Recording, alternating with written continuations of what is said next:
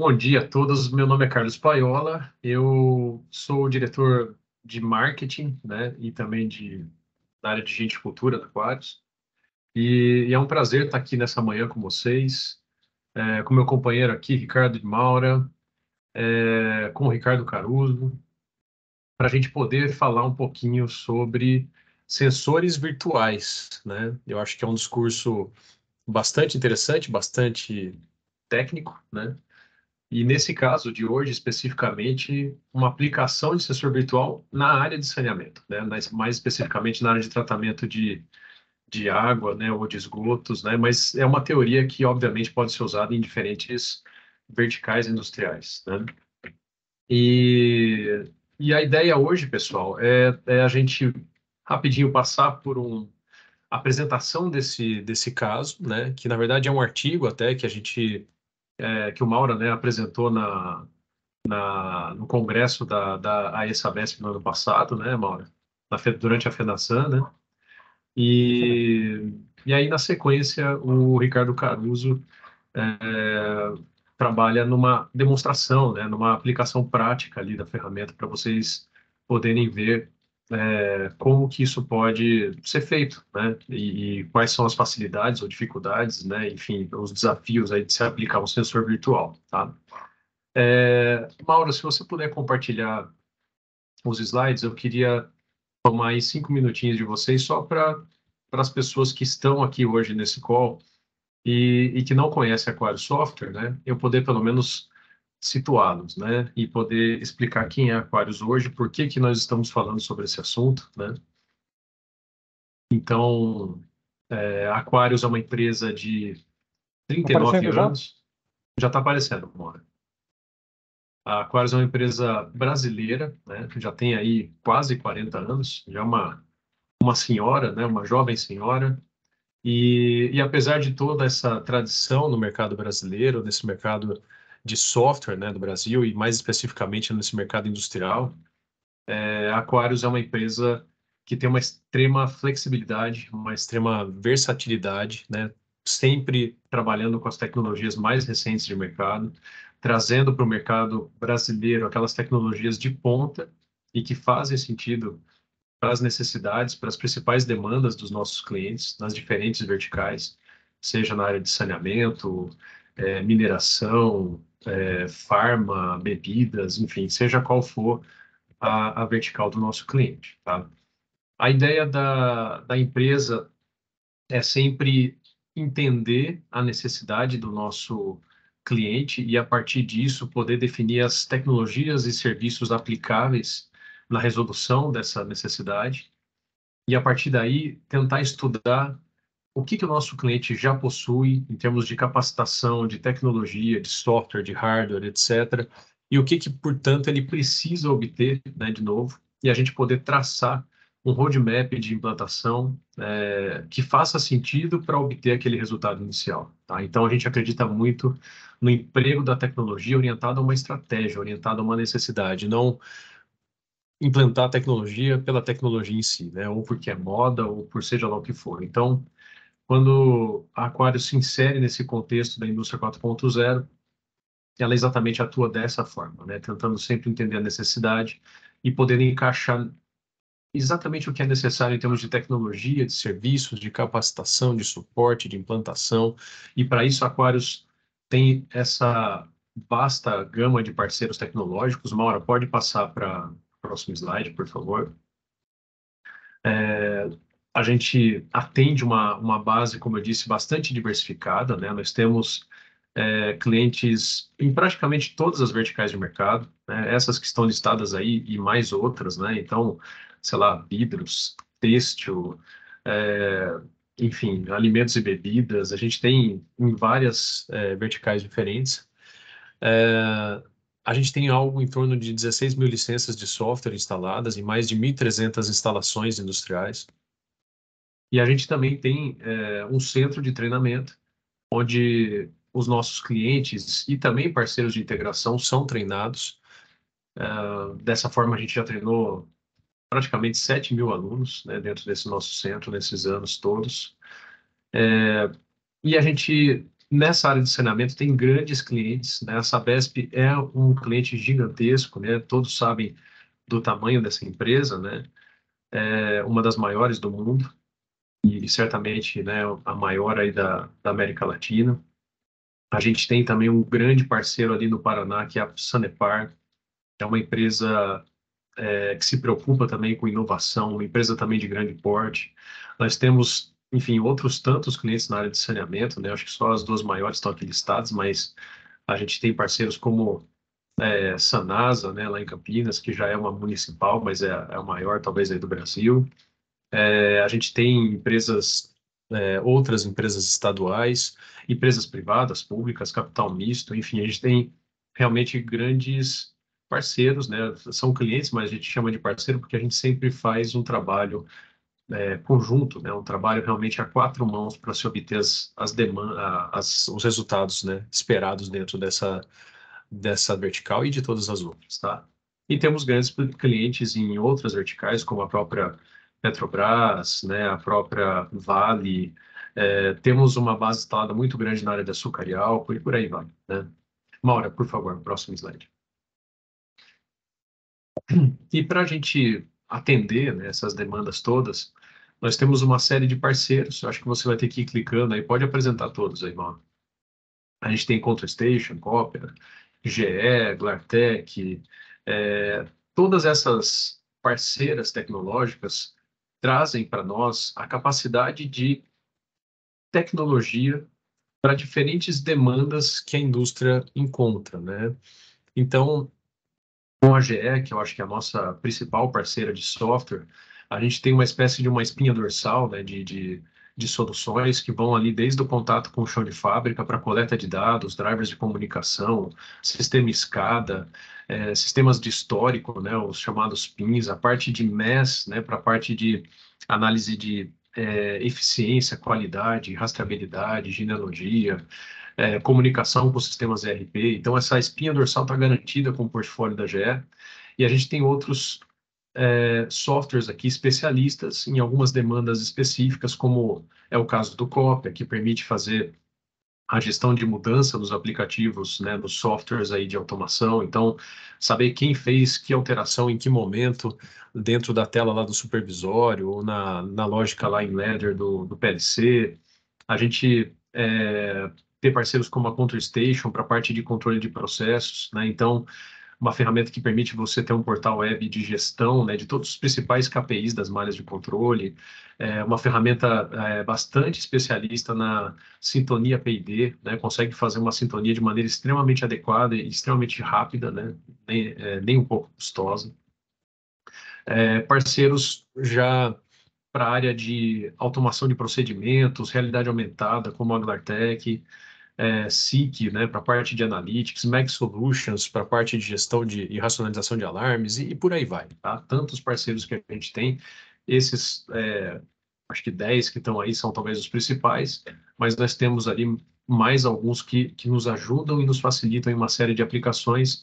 Um dos mais recentes e interessantes é a própria AWS, habilitando a gente em soluções baseadas na nuvem e, e outros tantos parceiros que nós possuímos aí na parte de tecnologia, tá? Além desses parceiros de software, nós temos parceiros de integração. Então, a Aquarius ela também gerencia um programa de solution providers bastante interessante, onde a gente fornece licenças, capacita esses solution providers para poderem integrar soluções de maneira adequada no mercado. E, além disso, a Aquarius tem uma equipe própria, né, de engenharia disponível para fazer os projetos de maior complexidade ou com aquelas tecnologias onde nós não temos exatamente parceiros que trabalhem com ela. Então, a nossa equipe de projetos é bastante interessante para nos dar também essa capacidade de execução, né, quando necessário. Então, basicamente, pessoal, essa é a Aquarius. Não quero tomar mais tempo de vocês aí com conversa aí corporativa. E queria passar a palavra aqui para o Ricardo de Maura, que vai apresentar para vocês o tema de hoje, né, o sensor virtual aplicado aí no processo de saneamento. O Maura, ele é o gerente das contas de saneamento dentro da Aquarius, da na nossa equipe aí comercial, né, Maura? Boa Certo? sorte para você, boa apresentação. Para nós. Valeu. Ah, Espero só um que. detalhe, tá, pessoal? Se vocês tiverem alguma dúvida, por favor, usem o chat, escrevam ali suas perguntas no chat, tá? E a gente vai respondendo aí ou durante o webinar ou mais para o final dele. Aproveitem que vocês estão em contato com os especialistas, né, para a gente poder dirimir todas as dúvidas que possam surgir, tá? Eu também vou jogar no chat alguns links úteis, tá? Inclusive o link do nosso YouTube, onde esse webinar vai estar disponível dentro de 1 ou 2 dias, tá? Então, quando eu jogar ali o link, entra no nosso YouTube, aciona lá o sininho, se inscreve, que assim que a gente publicar o vídeo, você vai ser informado, tá? E aí você vai poder, obviamente, compartilhar com outras pessoas que não puderam estar aqui hoje. Ou assistir depois, né, para ver os melhores momentos, né, Mauro? Boa sorte aí, abraço. Valeu, obrigado. Bom, como o Paiola falou, eu vou fazer uma apresentação. Logo em seguida, vai ter o Ricardo Caruso, vai apresentar a ferramenta, vai fazer uma demonstração da ferramenta. Isso aqui, na verdade, é um resumo. Quem tiver interesse em conhecer esse trabalho como um todo, coloca aí no chat que a gente envia, coloca o e-mail aí no chat que a gente envia o trabalho para vocês lerem e pegarem detalhes. Eu acho que é um trabalho muito legal e muito pertinente para esse mercado. Bom, todas as plantas e todos os mercados têm variação, né, durante a produção, né? Alguns mais, outros menos. Você pega, por exemplo, um mercado de celulose, você está usando eucaliptos clonados, onde a variação é muito pequena. Mesmo assim, a planta tem muita variação, né? E o mercado de saneamento, muito mais, porque usa água bruta, essa água bruta está sujeita a variações, né, de intempéries, de sazonalidades e tal.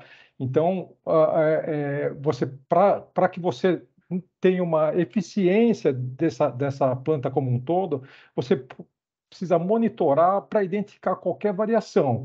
Um ponto que tiver variação e você não tiver uma correção rápida, vai influenciar em todo o processo até o final. E o saneamento é uma das aplicações que tem mais variação, né? Num caso extremo, por exemplo, eu acabei de visitar a Sabesp de Santos. A Sabesp de Santos tem reservatórios, mas basicamente eles coletam água de rios da região, né? Então, quando você tem fora da época de chuva, essa vazão está muito baixa, começa a chover ou aumenta muito a chuva, essa vazão aumenta estupidamente e aumenta também um monte de detritos que vem com essa água e tudo mais. Então, não tem como você acertar a sua planta e falar, poxa, agora ela está em condições ideais. Ele tem que ajustar, eles têm que ajustar a todo momento e para isso você tem que ter monitoramento, né, de pontos de coleta de dados. De novo, a Sabesp Santos está com 40 mil pontos, está aumentando para 50 mil pontos. Se a gente for falar da Sabesp como um todo, em todo o estado, a gente está falando de mais de 1 milhão de pontos. Então, o monitoramento é extremamente importante para fazer o ajuste das plantas.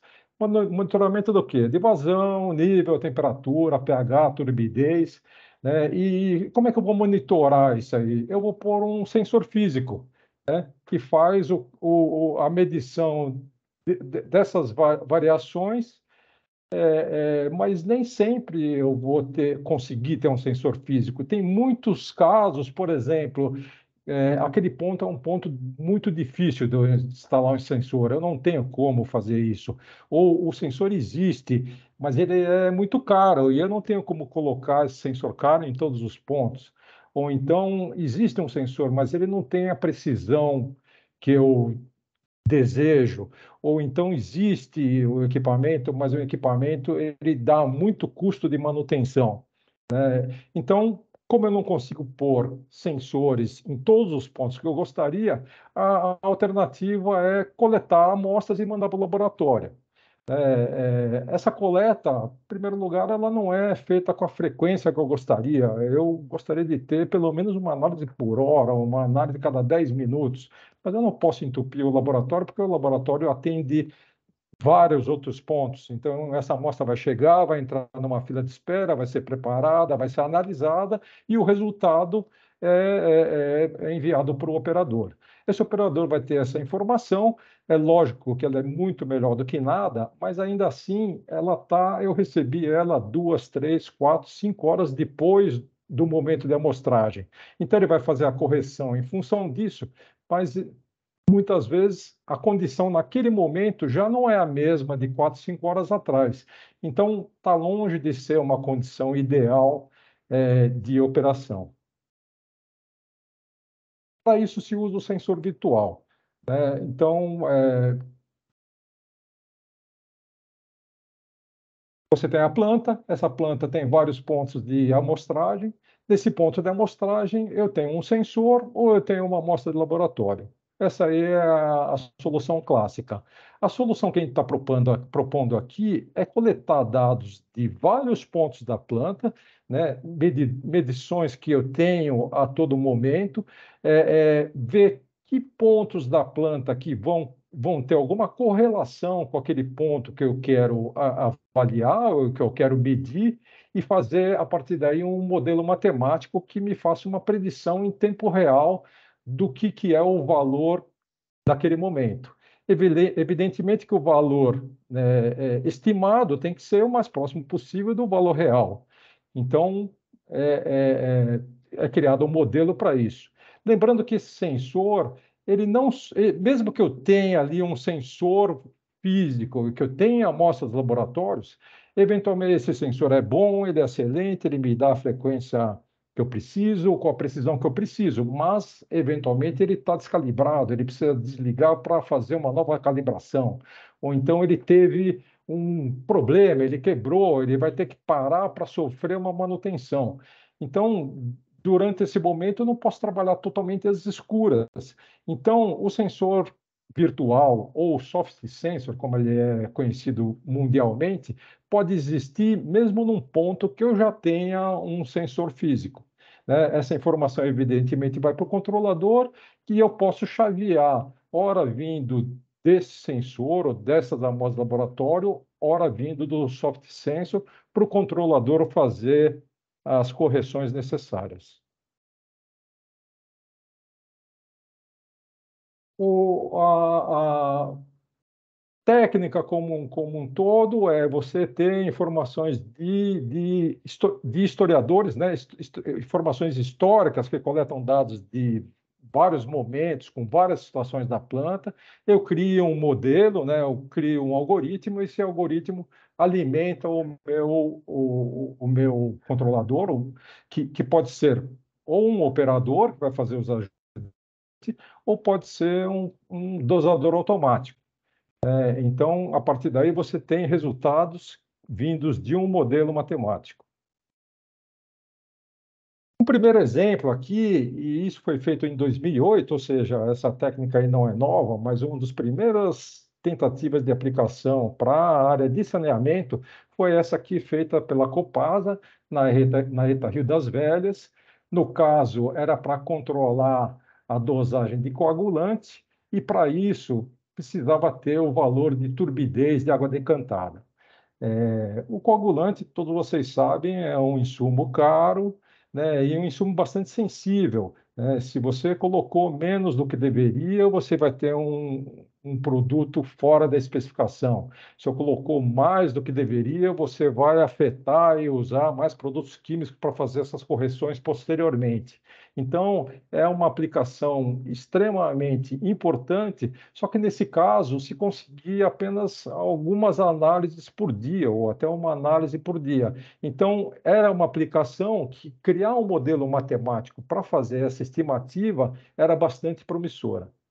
Esse trabalho deu bastante, esse projeto deu bastante trabalho. Na época se usou o que tinha de ferramentas já disponíveis, né, redes neurais e lógica fuzzy, e conseguiu, depois de muito trabalho, se criar um modelo para essa aplicação, e a conclusão é que o modelo foi bastante eficiente. Então, se a gente tem aqui na tabela da esquerda, tem o que é em azul, o que foram de variáveis previstas a partir desse modelo, e o que é em vermelho, o que teve efetivamente de análise dos laboratórios, né? Inicialmente dá para ver que foi bastante, esse modelo funcionou muito bem, né? Tem pontos aí em vermelho que estão totalmente fora da curva, porque eventualmente não teve análise, ou essa análise foi coletada errada, ou foi analisada errada. De qualquer forma, a conclusão, e que foi muito importante, é que esse modelo é perfeitamente aplicável e ele é muito próximo do real. A tabela da direita mostra em azul o que seriam correções feitas a partir do modelo e em vermelho as correções feitas a partir de um operador experiente. Tem alguns momentos aqui que o modelo indica até que talvez o operador usou menos coagulante do que precisava, ou mais coagulante do que precisava. De qualquer forma, o trabalho não entra nesse mérito. O mérito que ele entra é que, se for comparar as correções feitas em azul e a em vermelho de um operador experiente, foi bastante coerente. Isso aqui é um ponto legal também e importante, porque nem sempre você vai ter um operador experiente em todas as plantas e em todos os pontos das plantas. Então, você ter um modelo que estime, que determine essas variações similares à de um operador experiente é de extrema importância, né? Esse operador, eventualmente, ele vai se aposentar, ou eventualmente ele poderia estar cuidando não de um ponto, mas de vários pontos, ele poderia estar treinando outros operadores. Então, você tem a possibilidade de ter correções similares a de um operador experiente em todos os pontos da planta que eu desejar, é extremamente benéfico.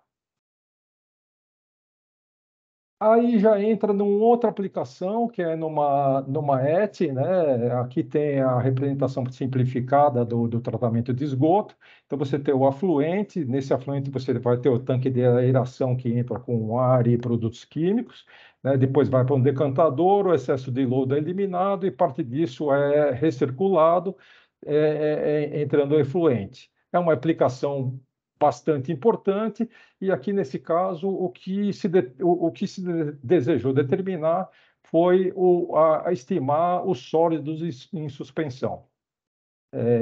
Então, eu determinei a aplicação que eu desejo. Quais são os passos que eu preciso seguir para fazer essa aplicação do sensor virtual? Em primeiro lugar, evidentemente, escolher uma ferramenta que seja própria para isso, né? Que ela foi desenvolvida para isso. Essa tem que ver tudo que tem de ferramentas do mercado, tem que ver preço e tal. Lembrando que preço necessariamente não é o fator tão determinante. Um mesmo software, em primeiro lugar, ele tem que ser fácil de usar e tudo mais. Isso eu vou falar um pouquinho mais para frente. Mas um mesmo software pode monitorar vários pontos. Então, se um software em substituição ao equipamento de medição já é estupidamente mais barato, se você tiver esse mesmo software usando para um monte de aplicações, você vai diluir esse custo inúmeras vezes. Então, é importante que a ferramenta seja o mais eficiente possível. Uma vez escolhida a ferramenta, você vai ter que ter a classificação das variáveis, né? Como é que eu vou criar um modelo? Eu vou criar a partir de dados históricos que eu tenho armazenado ao longo de vários anos ou vários meses, onde eu tive várias condições de operação, eu tive várias medições em diferentes condições. Então, eu dou a massa de dados necessárias para que se crie um modelo, né? Então, evidentemente, aqui é importante que você tenha dados históricos, ajuda demais se esses dados forem feitos numa ferramenta temporal, e eu tenho que ter um volume de dados e a qualidade de dados que vão interferir diretamente no modelo que eu vou criar. Uma vez tendo essas variáveis, preparando essas variáveis e vendo tudo que eu precisava para o modelo, eu crio o modelo efetivamente e ponho ele em aplicação. Em aplicação, evidentemente, você tem que avaliar esses resultados, porque, como qualquer outro equipamento de medição, ele pode ser ajustado, né, constantemente. No caso aqui, foi escolhida a ferramenta Cisense da GE Digital. Essa ferramenta, como eu falei, ela é comercializada pela Aquarius e ela de fácil utilização, né? Eu não preciso do analista de dados, eu preciso de uma ferramenta que um operador que conhece bem o meu processo saiba usar, né? E que ele não precisa ser um especialista para isso. Então, tem que ser uma ferramenta intuitiva. Ela tem que, ela mesma, criar um modelo e precisa ter ferramentas de validação para saber se aquele meu modelo está coerente, está preciso ou não. E ela precisa também criar simulações, porque quando eu crio um modelo, eu posso considerar vários cenários até eu ter o modelo que eu consigo a melhor precisão possível. E o Cisense faz tudo isso. É uma ferramenta bastante eclética, ela usa principalmente redes neurais, mas ela usa também PCA, análise de correção, lógica fuse e árvore de decisão. Ou seja, ela usa várias técnicas combinadas para dar o resultado, por isso é uma ferramenta extremamente eficiente. Depois o Caruso vai mostrar ela com mais detalhes. De qualquer forma, essa é a ferramenta que foi usada para esse estudo. A preparação de dados. A fonte de dados, evidentemente, são fontes históricas, né? Como eu falei, você precisa pegar o máximo de dados possível, com o máximo de situações possíveis, para que eu crie um modelo que seja coerente. Então, eu vou indicar aqui para a ferramenta qual é o ponto que eu quero mostrar, ou seja, qual que vai ser o meu target. Eu vou indicar para a ferramenta todos os pontos que eu tenho informação e todos os pontos que eu tenho informação e que tenho ferramentas de correção. A partir daí, ele vai classificar tudo que eu trouxe daquela massa de dados do historiador. Ele vai pegar quais são as informações que são pertinentes, ou seja, quais são as variáveis antes daquele ponto de amostragem, ou mesmo depois daquele ponto de amostragem, que tem uma correlação com aquele ponto que eu estou analisando, e ele vai determinar uma coisa muito legal, que é qual é a correlação, e ele vai medir essa correlação. Aqui, de novo, é um ponto bastante importante, porque a gente já viu aplicações onde, quando jogou aqui no Cisense, o Cisense identificou que tinham pontos anteriores ao ponto de amostragem que tinha uma variação muito grande em relação à minha amostragem. O operador não sabia disso. Isso aqui tem vários casos reais que identificou pontos que o operador não sabia.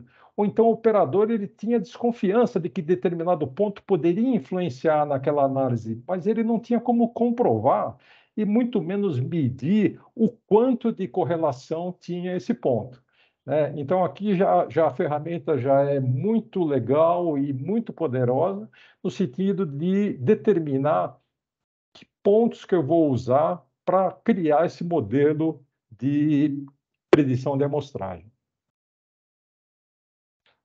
Aqui do lado esquerdo da tabela tem todos os pontos que ele considerou que eram pertinentes para usar para esse modelo. E aqui do lado direito, ele tem o cálculo da precisão desse modelo.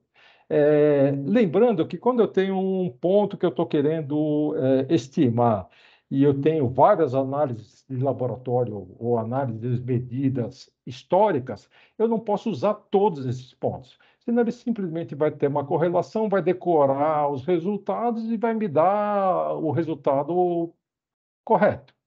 Então, parte desses dados, isso o próprio sistema faz, parte desses dados ele não usa para o modelo, ele cria o modelo e daí ele pega aqueles pontos em diferentes situações que eu não usei para a elaboração do modelo e ele vai fazer uma validação do sistema, né? Então, a partir de todos aqueles pontos, eu tive um grau de precisão de 44%, né? Que foi o calculado para o modelo, o que é ótimo. E daí ele entrou na parte de validação com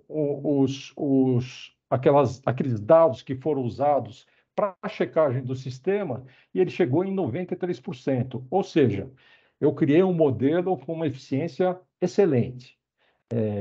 Sempre vai ser assim? De novo, vai depender tudo do que eu dou de dados para que ele consiga fazer uma correlação o mais eficiente possível. Às vezes eu não tenho um fit ou uma precisão de 90%, eu tenho de 60%, de 70%. Eu posso continuar entrando com dados e eu posso continuar fazendo simulações até que chegue numa precisão aceitável. Às vezes ela não é boa, ela é 60%, 70%, mas ainda assim está muito melhor do que eu tenho hoje. Então, eu posso colocar esse sistema em operação. De novo, como foi falado, né, para entender a parte aí, teórica, você tem o set point com o otimizador que está fazendo ajuste das variáveis e você tem os resultados de processo.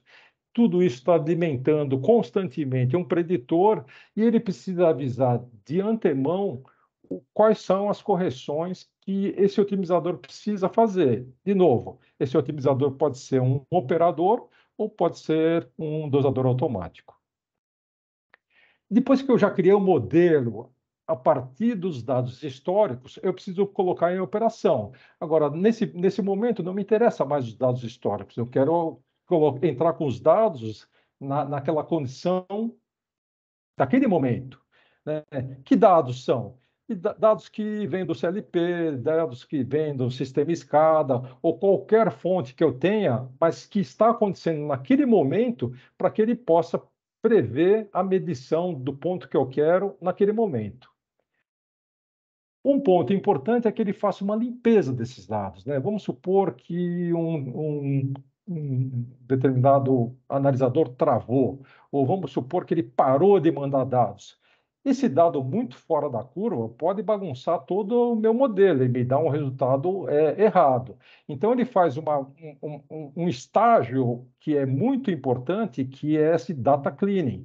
Né? Os pontos que eu estou recebendo estão dentro de parâmetros aceitáveis ou parâmetros que eu estabeleci? Sim, então eu vou usar ele para o modelo. Não, não estão. Então eu vou eliminar, porque senão ele vai bagunçar o meu modelo. Faz efetivamente, põe em aplicação o modelo e vai mandar essa informação de novo, ou para o operador ou para um sistema de dosagem automática. Essa aqui, então, o Proxy Architect é uma ferramenta do Cisense e é extremamente importante para que tenha, né, o resultado confiável. Uma vez aplicado, eu recebi os dados. De novo, o que é vermelho é o que é dado que vem do Cisense, o que é verde é dados do laboratório. Né? Em primeiro lugar, dá para ver que o fit, né, ou a precisão está extremamente grande, né? Tá muito próximo do real. Outra coisa é que em determinados pontos eu tive duas amostras iguais, me indicam que a minha operação está estável. Quando você vai ver as amostragens de minuto a minuto, de hora em hora, ou de 10 em 10 minutos, você vai ver que a variação foi muito maior do que você podia imaginar e muito maior do que me indicou a análise do laboratório. Se essa análise for 2 vezes por dia ou uma vez por dia, significa que eu só vou ter uma ação corretiva daqui no terceiro dia, quando eu me mostrar que está tendo variações brutais. Então, ter essa informação em tempo real me permite ter correções muito mais efetivas e muito mais ágeis. Certo? Então, aqui é o resultado do que deu o Cisense, comparado ao que estava sendo medido de laboratório, e mostrou que é uma predição extremamente eficiente.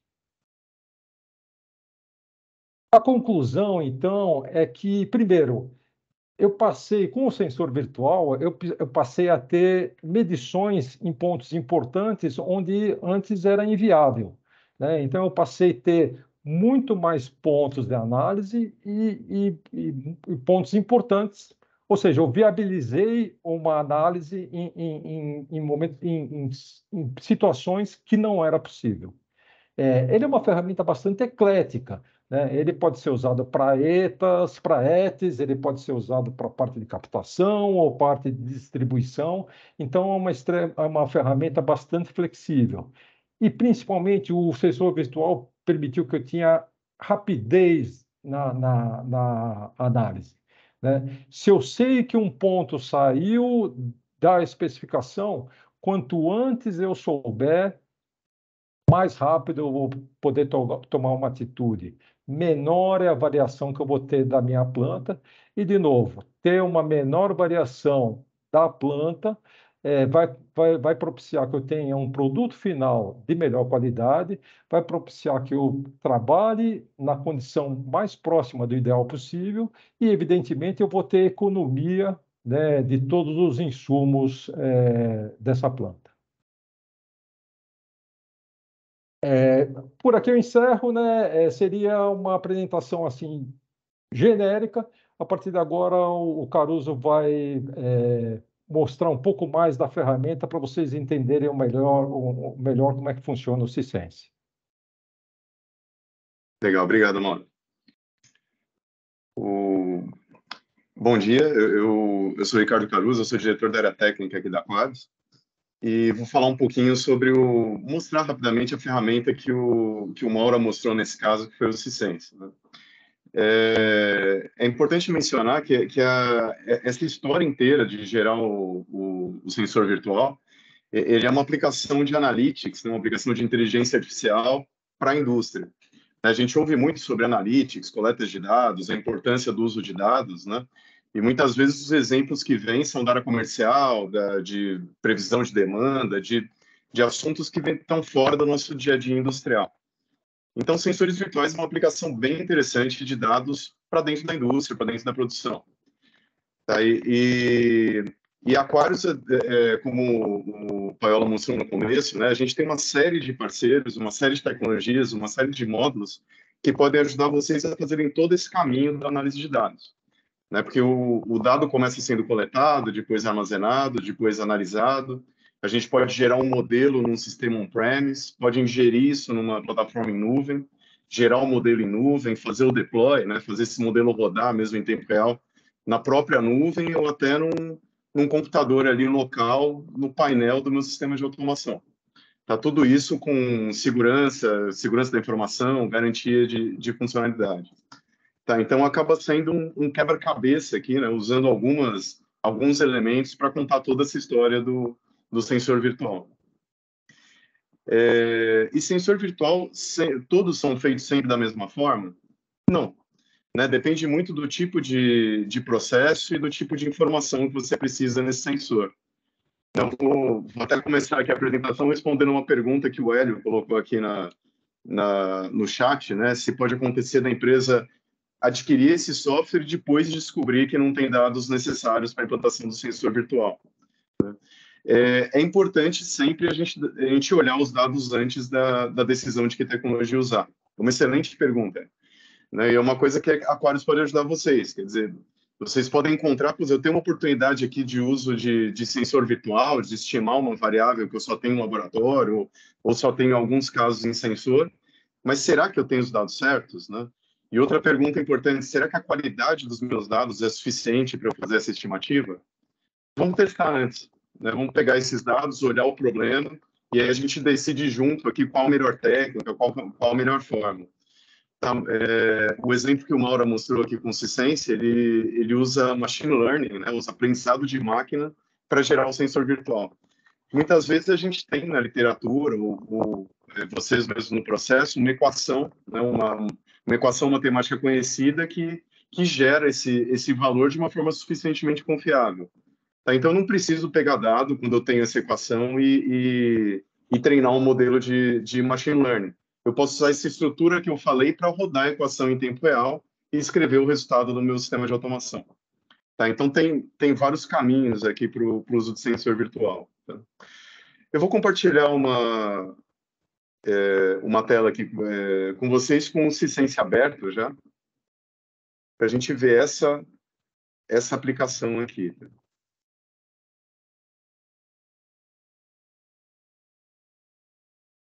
Então, qual a ideia do Cisense? Qual a ideia desse sistema? Tá? Ele é um sistema de analytics, né, de análise de dados para o mundo industrial.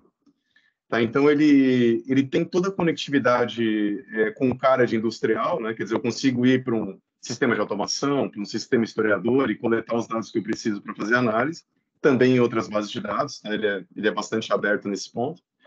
E ele procura empacotar, né, da forma mais simples possível esses algoritmos, inteligência de, por exemplo, redes neurais, PCA, fuzzy, como o Mauro falou, para que seja usada por um especialista em processo e não um especialista em algoritmo.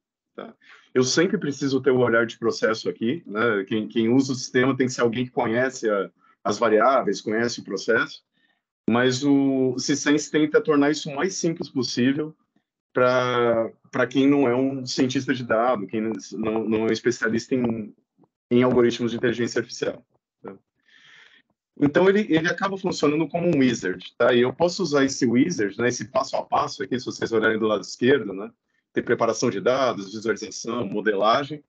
Eu posso usar tanto para criar um modelo para estimadores, para sensores virtuais, quanto para analisar dados do meu processo, para entender por que um problema no passado aconteceu, ou até para criar modelos de otimização. Tá? Então, ele é bastante versátil, mas ele procura trazer um caminho mais ou menos linear aqui para análise dos dados. Tá?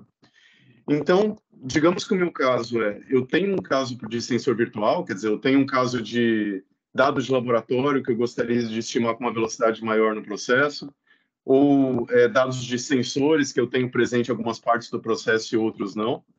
Tá, um outro caso típico é quando eu tenho a medição da variável de qualidade muito atrasada em relação à possibilidade de ação. Né? Um caso até que eu estava conversando ontem com um cliente nosso, na área de papel e celulose, né? A gente tem digestores contínuos, por exemplo, que que eu faço toda a adição, eu tomo todas as decisões de processo na entrada do digestor, e eu meço o resultado 4 horas depois na saída desse digestor. Né? Se eu, depois de 4 horas, medir o resultado e tiver um desvio de qualidade e ajustar as minhas adições no início do digestor, eu vou ter essa reação, né, esse efeito no meu processo só 4 horas depois. Né? Então, eu posso usar sensores virtuais também para tentar prever, quer dizer, com essa adição que eu estou fazendo agora na entrada do meu digestor, qual deve ser a variável de qualidade daqui a 4 horas. E aí sim tomar uma decisão preventiva aqui, né, para não ter um desvio de qualidade depois de 4 horas. Então, falando aqui um pouco do Cisense, né, que eu estou na parte do Cisense, né, na fase onde eu coleto os dados e faço o primeiro tratamento. Tá? Então, eu consigo coletar dados diretamente de historiadores, diretamente de sistemas de eventos, né? Diretamente de bases de dados, de arquivos textos, de arquivos de time series. Eu tenho várias opções aqui. Tá? Para demonstração, eu vou usar um arquivo texto, que eu já tenho aqui para demonstração. E os dados não são aqueles dados usados no caso que o Mauro mostrou, que aqueles casos estão no historiador do nosso cliente ali, né? Eu vou pegar um caso de demonstração que até não é de saneamento, ele é de siderurgia, mas ele ilustra bem esse processo de pegar o dado, tratar e gerar o sensor. Tá? Eu tenho aqui um forno a ar, tá, de siderurgia, onde eu passo uma corrente normalmente ele é usado para derreter sucata, né? Ele passa uma corrente elétrica na sucata, ele começa a derreter e ele começa a separar essa sucata em escória, que é uma parte que nesse processo aqui vai para cima do forno, que é uma mistura de tinta, areia, né? Toda sujeira não metálica ali que eu tinha na sucata. E a minha camada metálica, que é a parte importante, né? Que eu quero separar do meu material, ela vai para o fundo do forno. É muito importante, durante a operação desse forno, eu entender qual que é a largura dessa camada de cima, que é uma camada de escória, e qual a largura da camada metálica. Tá? Quanto que eu tenho de cada um deles, porque em um determinado momento eu vou tirando esse metal que eu vou derretendo, e eu tenho que tomar a decisão de limpar a escória, limpar essa parte de cima para continuar o processo. Tá? E esse processo ele é bem difícil de medir. Tá? A gente tem alguns sensores que são sensores bastante caros, né? Para medir essa diferença, essa diferença de fases, né, entre escória e metais, mas normalmente eles não são viáveis para qualquer tipo de forno, qualquer tamanho de forno. Então faz sentido eu pensar num sensor virtual de largura da escória, ou largura metálica, né, para esse tipo de forno. Então esse exemplo aqui, eu vou pegar esse slag depth, que é a variável da largura metálica, e eu usei um sensor para fazer essas medições. Quer dizer, eu tenho uma base de dados de uma semana com coleta de minuto em minuto de todas as variáveis, incluindo a largura da escória. Então, vou coletar esse dado, estou trazendo aqui para dentro do sistema. Eu poderia estar coletando, por exemplo, diretamente de um historiador, né? Escolho os tags que eu quero, intervalo de tempo, ele faz o mesmo processo. A partir daqui, eu começo a trabalhar esses dados. Tá? Então, eu posso... Nesse caso, já que eu não estou pegando uma base de dados, estou pegando de um arquivo, eu preciso fazer uma transformação de tipos de variáveis. Tá? Basicamente, falar para o meu sistema que a variável que chama timestamp é uma variável de data, e no meu caso, todas as outras variáveis são variáveis analógicas. Tá? Se eu tivesse dentro de um historiador ou de uma base de dados SQL, esses dados já estariam lá, o sistema coletaria diretamente. Tá? O tipo de variável. Né? Então, aqui eu tenho a minha variável já convertida para analógica, né? E eu poderia, por exemplo, no caso, todas as variáveis estão na mesma base de dados, estão no meu próprio arquivo, né? Mas eu poderia falar, Caruso, eu tenho parte dos dados do meu sistema de automação em alta velocidade e parte dos dados do meu sistema de laboratório, que pode ser um banco de dados. Não tem problema, eu puxo o bloquinho aqui de banco de dados, coleto, tá, esses dados do banco de dados, vai virar outro bloquinho aqui do lado, e depois eu combino essas duas bases. Tá? Porque provavelmente são bases de frequências diferentes. Né? Eu posso ter a minha base temporal ali com dados de segundo em segundo, a cada 5 segundos, em alta velocidade, e minha base de dados de laboratório com dados, por exemplo, de hora em hora, cada 2 horas. Tá? Eu posso fazer uma combinação dessas bases e treinar um modelo com essas bases combinadas. Gerando essa base única, eu trago aqui para o meu sistema. Tá? E a primeira pergunta do sistema é qual a função de cada variável no seu processo. Tá?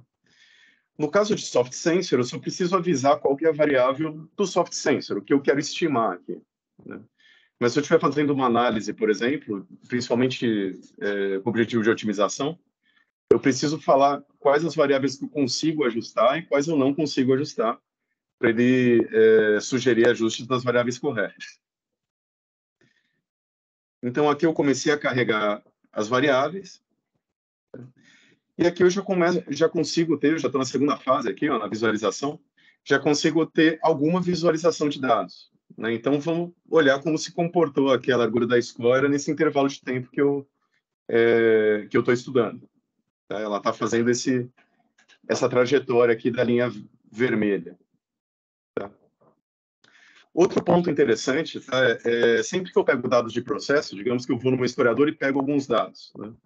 Eu tenho sempre que ter a preocupação se eu estou pegando dados de períodos bons. Né? Digamos que eu peguei dados ali de processo no intervalo de tempo e eu tive um período onde o sistema de controle, o meu sensor, ficou offline por algum motivo. Né? Ou então o meu processo ficou desligado. Né? Então não faz sentido eu usar esses dados para treinar meu modelo. Tá?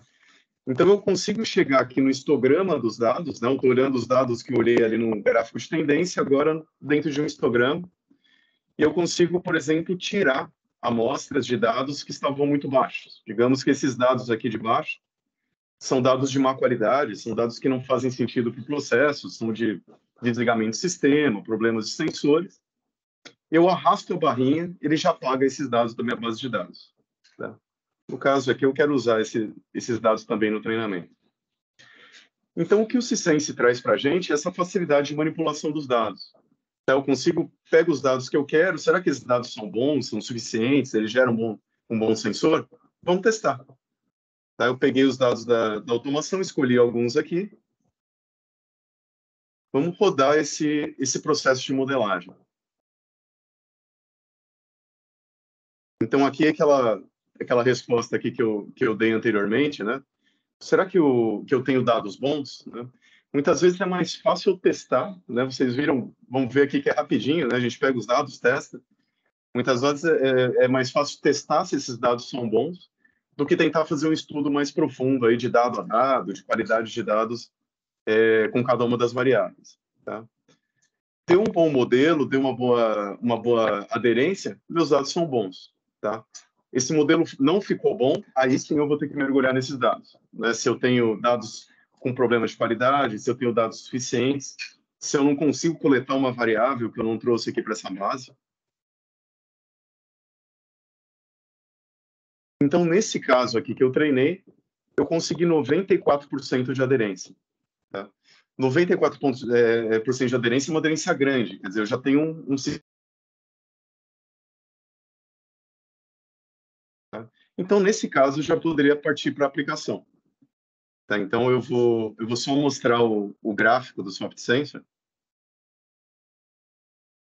Ele já traz uma série de análises interessantes aqui, se eu estiver analisando o processo. Né? Então, eu estou estimando aqui a largura da escória, mas quais são as variáveis que me ajudaram mais a estimar essa largura da escória? Tá? Então, em azul eu tenho o modelo, em vermelho os dados reais.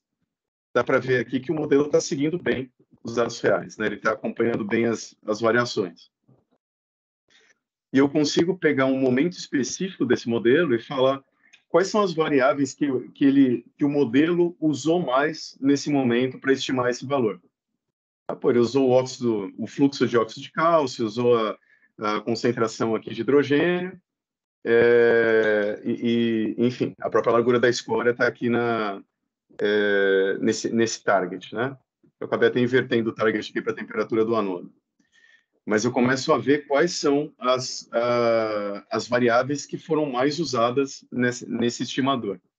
Né? E a partir daqui eu passo para a aplicação, tá? Que foi o... Preciso dar um nome aqui para o arquivo.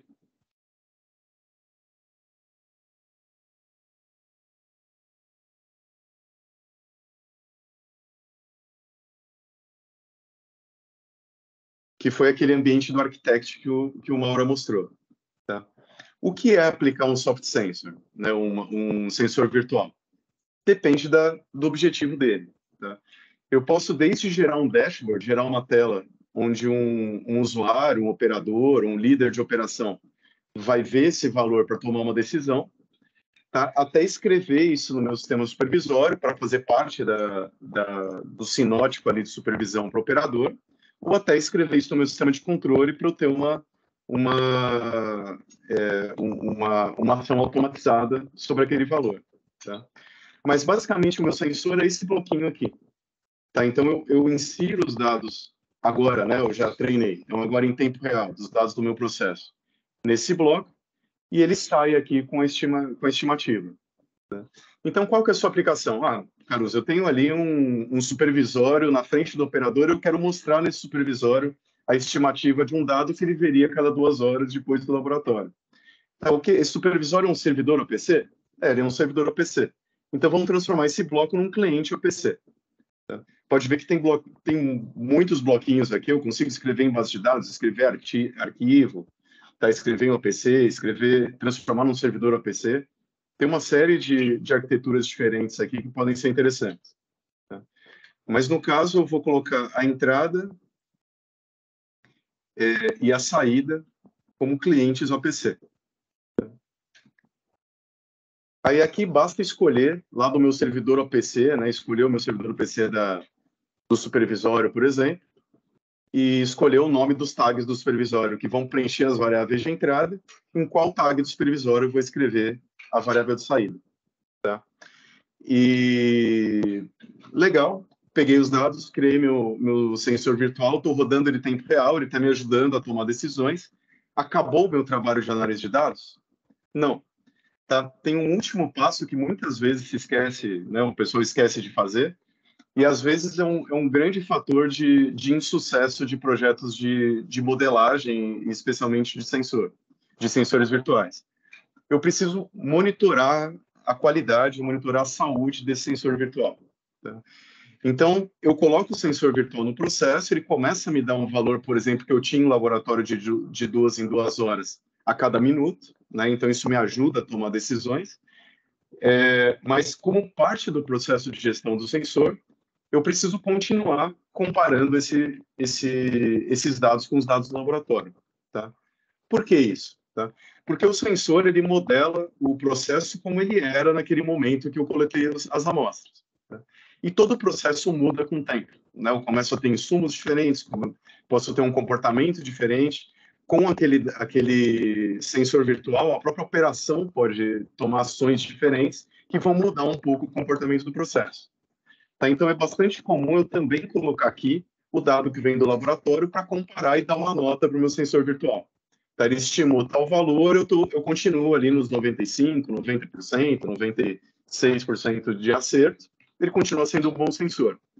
Com o tempo, se ele começar a descolar desse percentual, quer dizer, ele começou a acertar 90, acertar 85, acertar 80, é o momento de fazer de novo o processo de treinamento. Tá? Aí eu entro de novo no Sisense, pego mais dados, treino de novo, chego eventualmente no modelo ali de 95, 96%, e aí eu só venho aqui no Architect e troco o bloquinho pelo modelo novo, e ele continua rodando aqui em tempo real, escrevendo um modelo confiável aqui no meu processo. Tá? Então é isso aqui, uma história rápida, né, de como funciona esse processo de treinamento de modelo de sensores virtuais. E eu fico aberto aqui para caso vocês queiram fazer algum teste, queiram olhar dados de processo de vocês, pode entrar em contato com a gente, entrar em contato com o gerente de conta de vocês, do Mauro, o Paiola, e a gente pode combinar um teste antes de tomar essa decisão aqui de se a gente vai usar essa técnica de machine learning ou pode usar algum outro tipo de técnica para resolver o problema de vocês. Legal. Legal. O Caruso, parabéns pela apresentação, Maura também, né? Eu acho que foi muito bacana, muito esclarecedora. Eu queria complementar um ponto sobre a pergunta do Hélio, né? Como o Caruso descreveu, acho que o melhor caminho é sempre fazer um teste antes da contratação, para a gente poder, acho que exatamente estimar o que é necessário, se já é suficiente, maravilha. Se não for, o que é necessário para você obter os dados na quantidade certa, com a frequência correta e tudo mais. E nesse sentido, a Aquarius também pode auxiliar vocês, tá?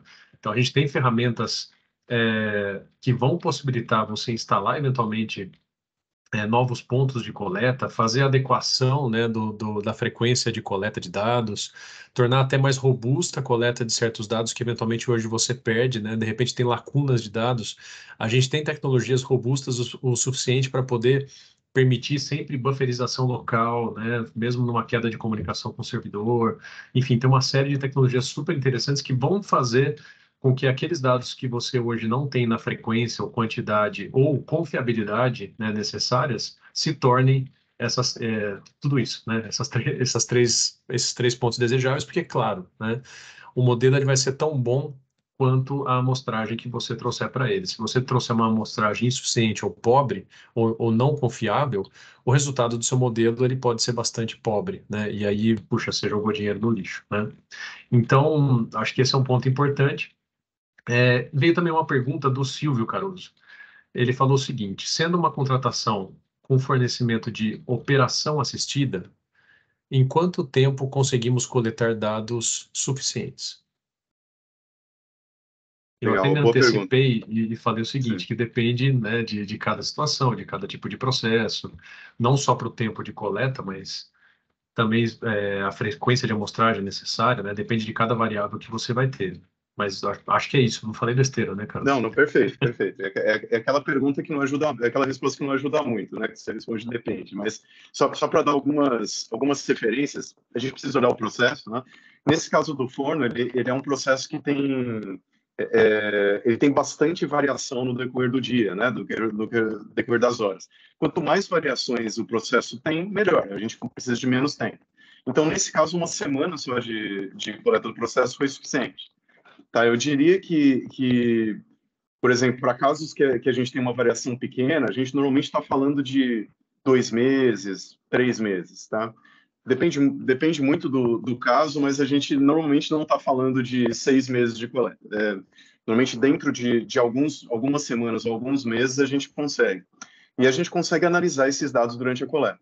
Tá? Então, é bastante comum a gente fazer isso, né? Que a gente começa a coletar, digamos que não tem coleta nenhuma, nenhum banco de dados supervisório, né? A gente começa a coletar os dados agora, vai ali dia a dia, semana a semana, vamos rodar um modelo. Parece que ainda não é suficiente, né? Então, esperar mais uma semana, coleta mais dados e vai fazendo esse teste. Tá? Então, é possível a gente coletar dados e fazendo teste durante a coleta para tentar encurtar ao máximo esse processo com a maior confiabilidade possível. E outro ponto interessante, né? A gente também pode se alimentar de dados já existentes. Então, você compra o sistema hoje e a gente pluga ele, né, digamos assim, em cima daquela base de dados que você já tem armazenada, às vezes, por, sei lá, semanas, meses, anos, né? E, eventualmente, a partir desses dados, a gente já consegue ter uma boa inferência de um modelo inicial, né? Que pode ir sendo melhorado de acordo com o tempo, de acordo com o passar do tempo e a coleta de novas amostras, né? Legal. Bom, a gente chegou no nosso limite de tempo aqui, Caruso, então vou agradecer bastante a sua apresentação, o do Ricardo Maura também. Vocês têm algum último comentário a fazer? Eu tenho um, tá? Eu gostaria de dar um recado para todos que estão aqui, né? Eu acho que tem uma série de empresas de saneamento presentes hoje aqui, parceiros de integração também. Não deixem esse webinar morrer aqui, né? Você achou interessante, você acha que isso pode resolver um problema seu?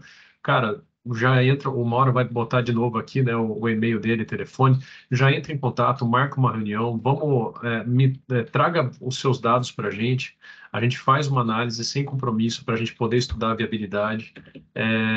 Vamos fazer acontecer, tá, pessoal? É isso que faz a diferença. A tecnologia pode ser incrível, mas se ela ficar ali parada na gaveta ou você não entrar em contato com a gente, nenhum resultado vai ser feito, vai ser trazido, né?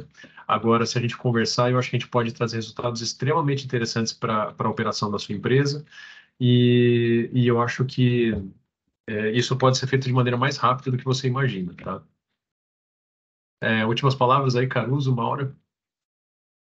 Só reforçando esse ponto, conte com a gente para fazer essa análise inicial, né? Acho que esse processo de análise de dados é sempre um aprendizado para a própria empresa que usa, né? Para a gente, com o processo de vocês. Então, fique à vontade, fala, eu acho que aqui dá para aplicar essa técnica. Vamos ver junto, pegar alguns dados, analisar e muitas vezes a gente consegue uma aplicação muito mais rápida, né? E indolor, né? Do que seria um sistema mais complexo de análise de dados. Né? E obrigado aí pela presença. A gente teve bastante gente assistindo online esse webinar. Uhum.